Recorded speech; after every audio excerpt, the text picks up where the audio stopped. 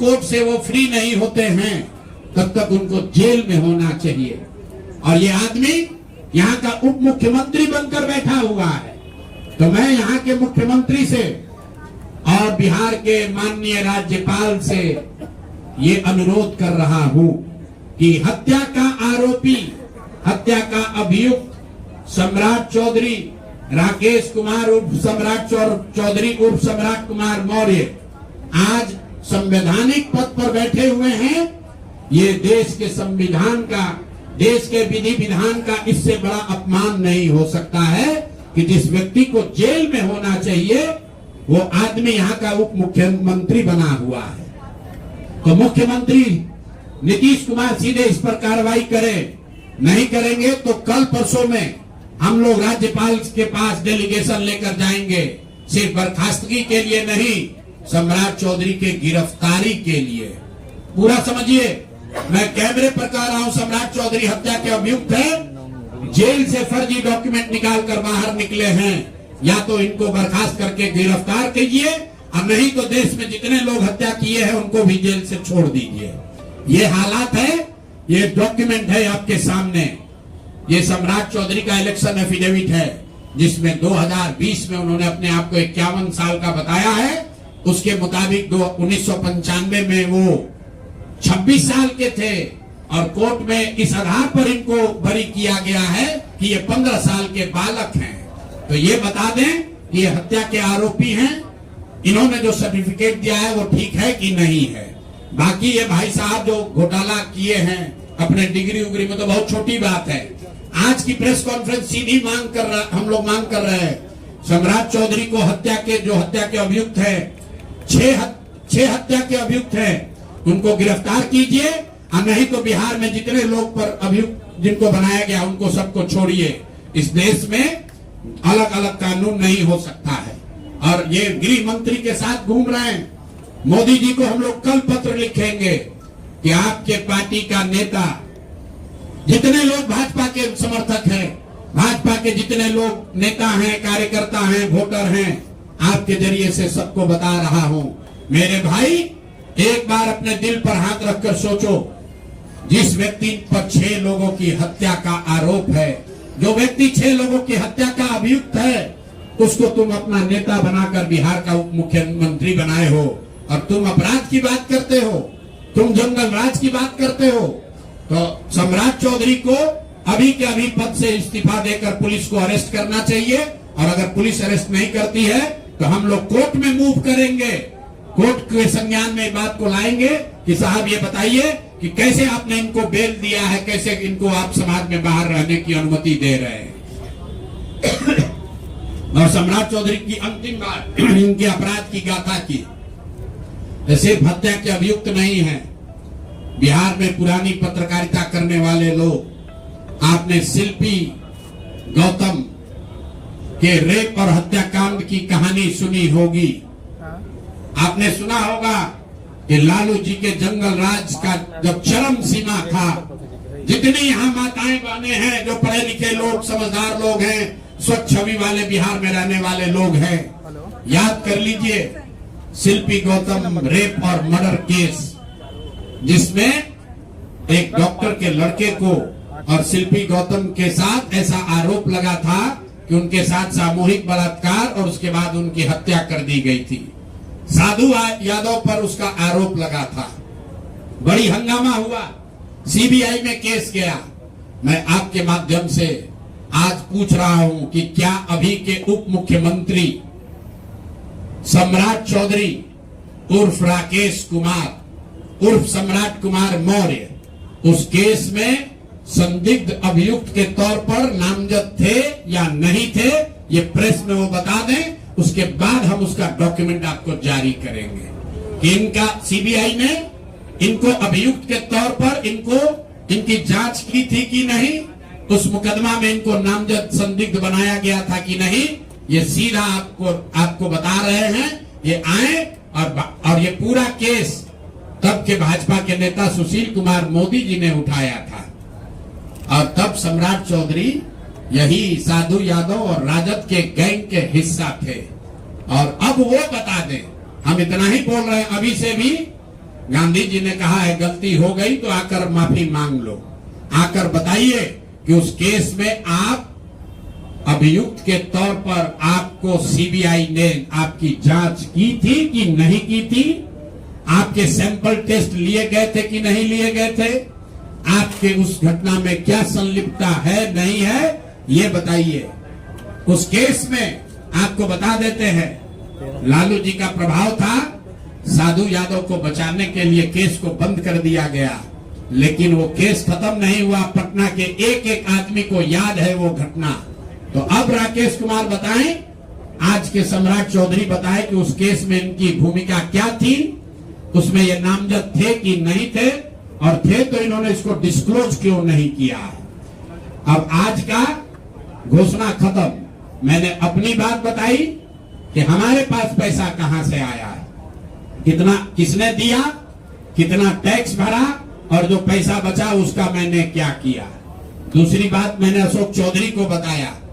अशोक चौधरी से पहले पाक साहब बनने वाले वैभव विकास न्यास पर सीधे सवाल है कि जनता देख रही है, ईमानदार अगर आप हैं तो सामने आइए और जवाब दीजिए कि 100 करोड़ रुपए की संपत्ति आपने पिछले 1-1.5 साल में पटना में कैसे खरीदी है, और अशोक चौधरी ने आपको पैसा दिया है या नहीं दिया है, किसी दूसरे ने दिया है कि नहीं।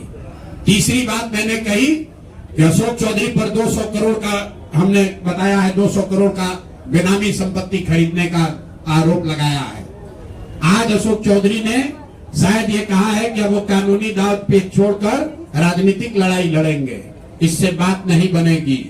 कानून का मदद लेकर जनता के आंख में धूल झोंकने का जो कोशिश किए हो अशोक चौधरी, या तो मानहानि का नोटिस आधिकारिक तौर पर वापस लीजिए, नहीं तो 7 दिन के अंदर आप पर 500 करोड़ की जो और बेनामी संपत्ति का कागज मेरे पास है उसको भी बिहार की जनता के सामने जारी करेंगे। और चौथी बात जो मैंने बताई, अभी के उप मुख्यमंत्री सम्राट चौधरी, जिन पर 6 लोगों की हत्या के जो अभियुक्त हैं और कोर्ट ने जिनको राहत नहीं दी, बरी नहीं किया, सिर्फ नाबालिग होने के गलत सर्टिफिकेट की वजह से कोर्ट ने इनको छोड़ा है। अशोक चौधरी ने खुद मान लिया है अपने इलेक्शन एफिडेविट में कि 1995 में उनकी उम्र 26 साल थी। तो अब अशोक चौधरी को तुरंत पद से बर्खास्त करके उनको गिरफ्तार किया जाना चाहिए। सम्राट चौधरी, सॉरी, ये दोनों चौधरी में कंफ्यूज कर गए। सम्राट चौधरी उप मुख्यमंत्री को जो हत्या के अभियुक्त हैं, इनको पद से सिर्फ इस्तीफा नहीं देना है, इनको पुलिस अगर गिरफ्तार नहीं करती है तो जन सुराज कोर्ट में मूव करेगा। कल हम लोग गवर्नर से टाइम लेंगे। और अंतिम बात जो मैंने कहा कि अगर इससे भी बात नहीं बनती है, इनका आपराधिक चरित्र खुलकर नहीं आपको दिखता है, तो शिल्पी गौतम हत्याकांड में अपनी भूमिका पर आकर प्रेस में बता दें कि ये उसमें एक संदिग्ध अभियुक्त के तौर पर सीबीआई ने इनकी जांच करी थी कि नहीं करी थी। अगर ये कहते हैं नहीं की थी तो हम आपको डॉक्यूमेंट जारी करेंगे, सीबीआई के डॉक्यूमेंट, कि इनकी स्थिति उसमें क्या थी। अब मेरा बात खत्म हुआ, अब आपको जो सवाल करना है वो कर लीजिए। अगर या तो उसको आप रिबटल कीजिए कि ये आपका जमीन नहीं है, और अगर जमीन है तो जन सुराज की गुलामी मत कीजिए, बिहार के लोगों की गुलामी के लिए तैयार होइए, इस्तीफा दीजिए। नहीं इस्तीफा दीजिएगा तो आपका घेराव होगा, आपका राजनीति आपका नहीं करने देंगे। हम लोग राज्यपाल, मुख्यमंत्री नहीं सुन रहे हैं तो हम लोग राज्यपाल महोदय के पास जाएंगे, कोर्ट में जाएंगे, इनके खिलाफ कार्रवाई होनी चाहिए। और 100 करोड़ का मानहानि का नोटिस भेजे थे, आज डर के मारे शायद कहे हैं कि अब आगे ये हम कानूनी कार्रवाई नहीं करेंगे, तो 5 दिन के अंदर अंदर आधिकारिक तौर पर लीगल नोटिस वापस ले, और नहीं लेंगे तो इन पर 500 करोड़ का और घोषणा करेंगे। नोट कर लो भाई, 200 करोड़ पर घबराए हुए हैं ना, ये 500 करोड़ का और अवैध संपत्ति जो खरीदा है अशोक चौधरी ने अलग अलग नाम से, 7 दिन का समय दे रहे हैं। 7 दिन के अंदर अंदर अगर अब इस बात के लिए माफी नहीं मांगे कि प्रशांत किशोर पर झूठा मानहानि का मुकदमा करने का केस तो नहीं किया है, नोटिस भेजे हैं, तो अगर 7 दिन के अंदर अंदर लीगली कैमरे के सामने आकर ये नोटिस वापस नहीं लिए तो इन पर 500 करोड़ का और जो अवैध संपत्ति ये कब्जा किए हैं, खरीदे हैं, उसकी सारी सूची आपके सामने जारी करेंगे। एकदम इनको चुनौती दे रहे हैं भाई। 200 पर दिए हैं, 200 किए थे, 500 करोड़ का इनका पेपर तैयार है। पिछले 8 महीनों में इन्होंने 20,000 करोड़ से ज्यादा का कॉन्ट्रैक्ट दिया है। 20,000 से ज्यादा का कॉन्ट्रैक्ट भाई साहब ने दिया है, और हर कॉन्ट्रैक्ट में 5% पैसा कमीशन के तौर पर लिया गया है। अभी इतना ही बोल रहे हैं। अगले प्रेस कॉन्फ्रेंस तक अगर इन्होंने अपनी गलती नहीं मानी तो जिन लोगों के जरिए ये 5% पैसा वसूला गया है, वो लोग को प्रेस के सामने बैठाकर आपसे परिचय कराएंगे कि कौन लोगों ने ये 5% की रेट से पैसा वसूला है। और दूसरी बात, ये जो पैसा रिलीज हो रहा है, 0.5% हर रिलीज में पैसा काटा जा रहा है। अभी जो 2 घटना आपने सुनी होगी नोट जलाने की, 2 इंजीनियर्स के घर पे जो नोट के गड्डी पकड़े गए हैं, वो वही पैसा है जो पैसा ये लोग कॉन्ट्रैक्टर को दिए। कॉन्ट्रैक्ट देने के लिए 5% लिया, उसके बाद जब पैसा रिलीज होता है तो 0.5% इनका उसमें शेयर बनता है। वही पैसा ये इंजीनियर कलेक्ट करके वापस ला रहे थे पटना जमा कराने, जो एक आदमी उसमें पकड़ा गया, एक आदमी जेल में भी है, और रात भर नोट का गड्डी जलाया गया है। अब अशोक चौधरी इस पर बयान दें, ये उनकी वो इसमें संलिप्त हैं कि नहीं है। नहीं है तो आपके सामने अगले प्रेस कॉन्फ्रेंस में उन लोगों को खड़ा करेंगे जो इनके बिहाफ में ये पैसे की वसूली कर रहे हैं, और इनको उसका जवाब देना पड़ेगा। अशोक चौधरी बंद। अब आ जाइए आज की सबसे बड़ी जिस चीज के लिए आपको बुलाए हैं। बिहार के उप मुख्यमंत्री सम्राट चौधरी, इन पर मेरा सीधा आपके माध्यम से सरकार को, बिहार के गवर्नर से, बिहार सरकार से, केंद्र सरकार से मेरा अनुरोध है कि इनको हत्या के आरोप में, ये हत्या के अभियुक्त हैं, इनको तुरंत पद से बर्खास्त करके गिरफ्तार किया जाए। क्यों किया जाए ये समझिए।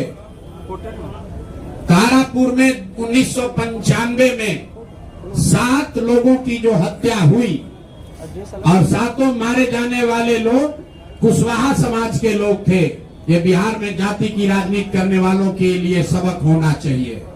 सम्राट चौधरी कहते हैं मैं कुशवाहा हूं। 7 लोगों की जिनकी हत्या के ये अभियुक्त हैं, आरोप नहीं है, मैं शब्द बहुत सही समझ के बोल रहा हूं। 7 लोगों की हत्या के अभियुक्त राकेश कुमार उर्फ सम्राट कुमार मौर्य उर्फ Samrat Chaudhary, Tarapur case number 44/1995, note कर लीजिए।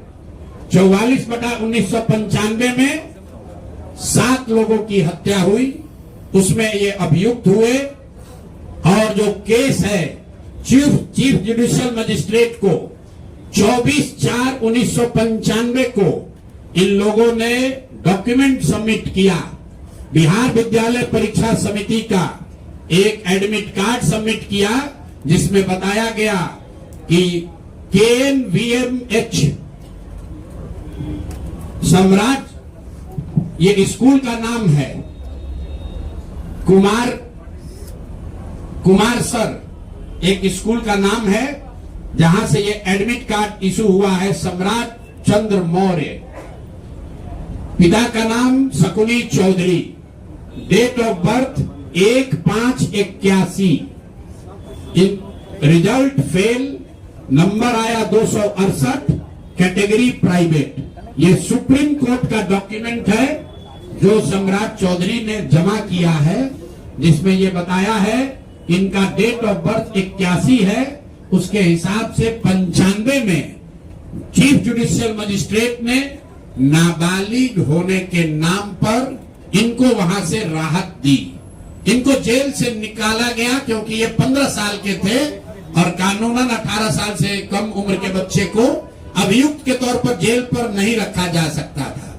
अब ये बात तो पब्लिक की जानकारी में है। अब मैं क्यों कह रहा हूं कि इनको आज अरेस्ट करना चाहिए, क्योंकि 2020 का जो सम्राट चौधरी ने अपना इलेक्शन एफिडेविट दिया है, इसमें अपना उम्र इन्होंने बताया है 51 साल।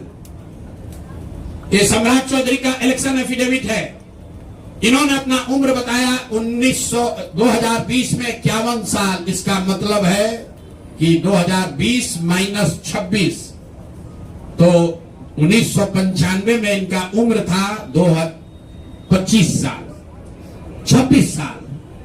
तो 26 साल के उम्र के आदमी को कोर्ट ने गलती से गलत सर्टिफिकेट के आधार पर नाबालिग होने के नाम पर अभियुक्त होने के बावजूद, ध्यान दीजिए, अभियुक्त होने के बावजूद इनको जेल से बरी कर दिया गया था कि ये 15 साल के हैं, जबकि इनका अपना डॉक्यूमेंट बता रहा है कि ये उस समय 26 साल के थे। तो 26 साल के उम्र के आदमी पर अगर 6 लोगों की हत्या का आरोप है तो जब तक कोर्ट से वो फ्री नहीं होते हैं तब तक उनको जेल में होना चाहिए। और ये आदमी यहाँ का उप मुख्यमंत्री बनकर बैठा हुआ है। तो मैं यहाँ के मुख्यमंत्री से और बिहार के माननीय राज्यपाल से ये अनुरोध कर रहा हूं कि हत्या का आरोपी, हत्या का अभियुक्त सम्राट चौधरी, राकेश कुमार उर्फ सम्राट चौधरी उर्फ सम्राट कुमार मौर्य आज संवैधानिक पद पर बैठे हुए हैं। ये देश के संविधान का, देश के विधि विधान का इससे बड़ा अपमान नहीं हो सकता है कि जिस व्यक्ति को जेल में होना चाहिए वो आदमी यहाँ का उप मुख्यमंत्री बना हुआ है। तो मुख्यमंत्री नीतीश कुमार सीधे इस पर कार्रवाई करें। नहीं करेंगे तो कल परसों में हम लोग राज्यपाल के पास डेलीगेशन लेकर जाएंगे, सिर्फ बर्खास्तगी के लिए नहीं, सम्राट चौधरी के गिरफ्तारी के लिए। पूरा समझिए, मैं कैमरे पर कह रहा हूं, सम्राट चौधरी हत्या के अभियुक्त है, जेल से फर्जी डॉक्यूमेंट निकाल कर बाहर निकले हैं। या तो इनको बर्खास्त करके गिरफ्तार कीजिए और नहीं तो देश में जितने लोग हत्या किए हैं उनको भी जेल से छोड़ दीजिए। ये हालात है।